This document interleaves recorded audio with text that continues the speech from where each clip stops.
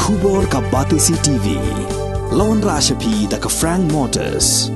The dark is here to rule.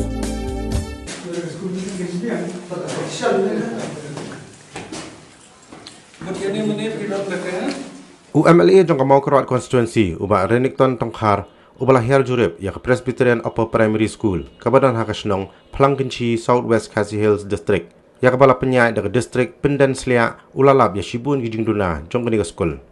hakani ke Jinglek Jurip hakasanterik uyayong arajar arpulai uba Renikton ulakular un sapin sngau sakitin dong skor jong sorkar nakabenta ki Jingdon kam jong kini school kanang bakan nang la susu ban ai ke Jingshakri nakabenta ki khana pulih jong kini school hakani kesengi la sakhi lang do block development officer jong ka mau kerawat CNRD block uba ai lauren yang ke district school education officer jong ka Southwest Khasi Hills district ka kong S Kharsono usop inspector jong ka office DSEO uba S Kharbeteng lembat kiwi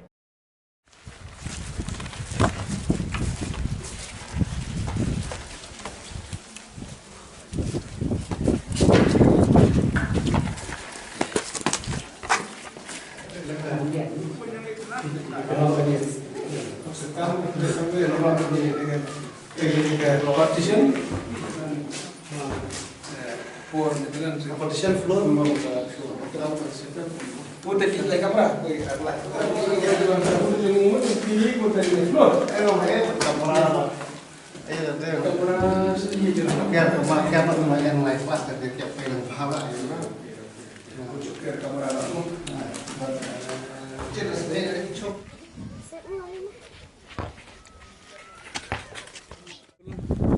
ya dekat distrik Kanslia kabalang Presbyterian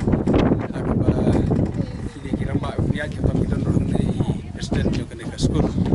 akaba kalong keberatan di kai head teacher i itu ikut kam di school kadon kalong kam la kala yo ikut di ad hoc government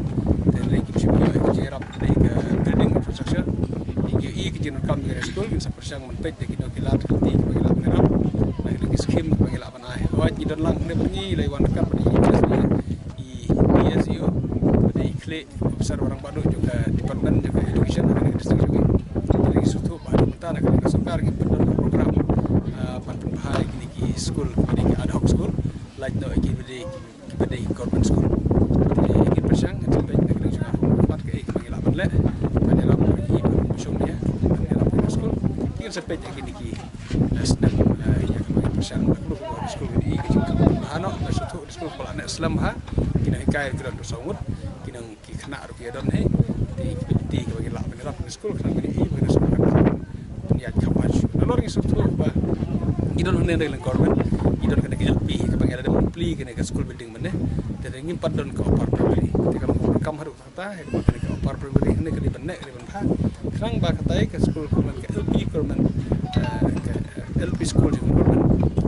feeding school but ai kena akan ni kalau berkau dengan saya kena juga mat sampai saya tahu lah penira yang kena snong kena tanya dengan si kerang bagi ini aku por pepat yang aku kena snong kan yang